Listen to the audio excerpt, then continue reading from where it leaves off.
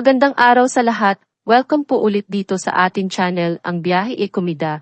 Maraming salamat sa lahat ng nag-subscribe. Indeed. Punta tayo sa ating topic, February 24, 2025.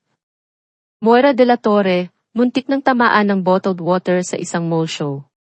Viral ngayon sa social media ang isang video kung saan muntik ng tamaan sa ulo ng bottled water ang singer na si Moira de la Torre habang kumakanta sa isang mall show. Sa nasabing footage, makikitang may biglang bumagsak na bote mula sa taas, dahilan upang mapaatras ang singer dahil sa gulat.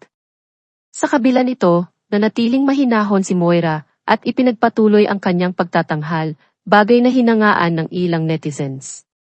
Dahil sa incident, lumutang ang espekulasyon ng ilang netizens na maaaring may kinalaman ito sa kontrobersyang kinasasangkutan ni Moira, kung saan nadawit ang kanyang pangalan sa hiwalayan nina Sam Milby at Catriona Gray.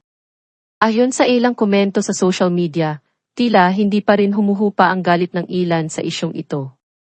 Matatanda ang kinumpirma ni Sam Milby nitong Martes na tuluyan na silang naghiwalay ni Miss Universe 2018, Catriona Gray matapos ang halos isang taong espekulasyon. Idiniit ng aktor na walang third party sa kanilang paghihiwalay, anya. There was never a third party sa amin ni Kat. Kailangang linisin yan. Walang katotohanan sa lahat ng ito. Sa kabila ng mga lumulutang na teorya, wala pang pahayag si Moira tungkol sa insidenteng nangyari sa kanyang mall show. Patuloy namang pinag-uusapan ang nangyari at maraming netizens ang umaasang ito ay isang aksidente lamang at walang masamang intensyon mula sa sinumang naroon sa event. Si Moira de la Torre di Moira Rachel Bustamante de la Torre sa totoong buhay ay isang Pinay singer-songwriter.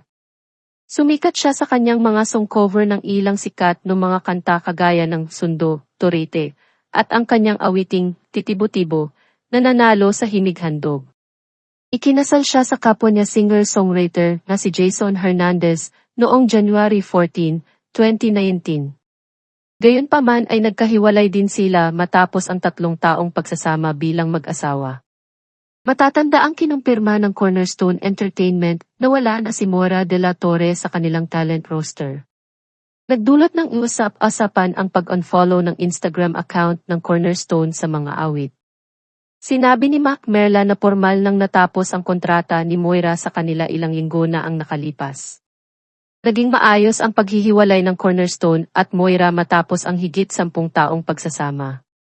Napansin ng netizens na hindi na pina-follow ni Sam Milby, Yen Constantino, Eric Santos, at iba pang Cornerstone artists si Moira de la Torre sa Instagram.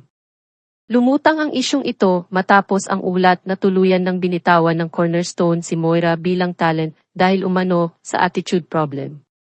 Maraming netizens ang nagbigay ng iba-ibang reaksyon, kabilang ang mga nagsasabing maaaring may valid na dahilan ang mga artist sa pag-unfollow kay Moira. Wala pang opisyal na pahayag sina Moira, Sam, at iba pang nabanggit na singers tungkol sa isyong ito. At yan ang ating latest showbiz chika update for today. Huwag kalimutan mag-subscribe, click the notification bell for more showbiz chika updates, like and share the video at suportahan po ang ating Facebook page.